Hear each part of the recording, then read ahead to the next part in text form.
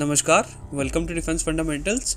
तो एक update financial express के थ्रू सामने आया है कि अब इंडियन फाइटर जेट्स के लिए इजेक्शन सीट्स को इंडिया में ही मैन्युफैक्चर करने का प्लान किया जा रहा है।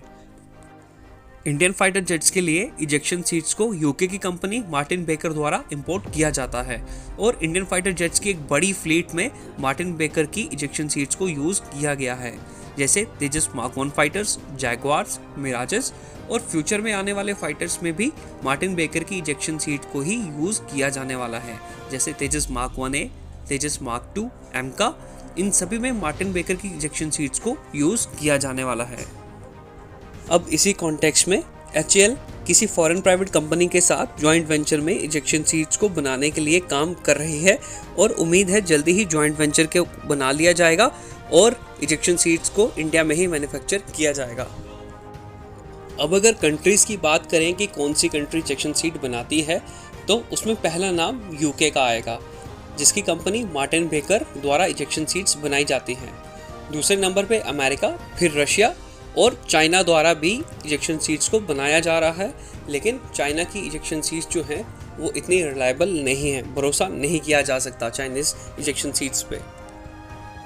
इजेक्शन सीट्स बनाने वाली कंपनीज़ की अगर बात करें तो वर्ल्ड मार्केट में मार्टिन बेकर का एक बड़ा नाम है और इनका अच्छा खासा कब्जा है वर्ल्ड मार्केट में। लेकिन इंडिया अपने तेजस फाइटर्स को एक्सपोर्ट के लिए पिच कर रहा है, जिसमें अर्जेंटाइन एयरफोर्स भी इंटरेस्टेड है तेजस फाइटर्स को प्रोक्योर करने के लिए।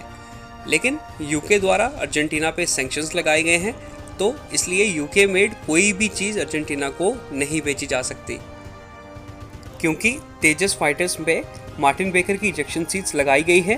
तो इसी वजह से HAL को अर्जेंटाइन एयरफोर्स के लिए तेजस में मॉडिफिकेशंस करके इजेक्शन सीट्स को और बाकी के यूके मेड पार्ट्स को रिप्लेस करना पड़ेगा और फिर तेजस फाइटर्स को अर्जेंटाइन एयरफोर्स को एक्सपोर्ट करना पड़ेगा।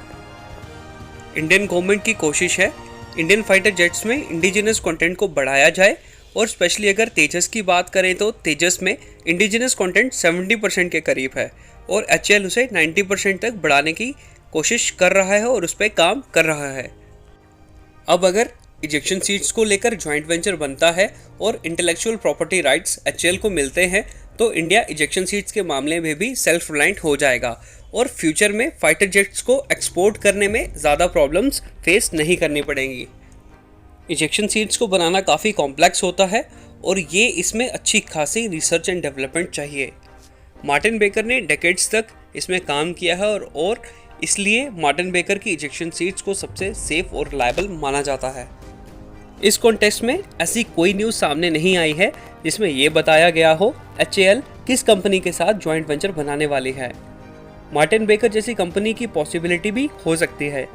हमारे ओपिनियन में HAL US की इजेक्शन सीट मैन्युफैक्चर कंपनी के साथ जाना ही प्रेफर कर सकते हैं, क्योंकि इसमें सैंक्शंस की कोई इशू नहीं है। इसी को लेकर और अपडेट्स हम आपके तक पहुंचाते रहेंगे। वीडियो को लाइक करें और चैनल को सब्सक्राइब करें। जय हिंद, वंदे मातरम।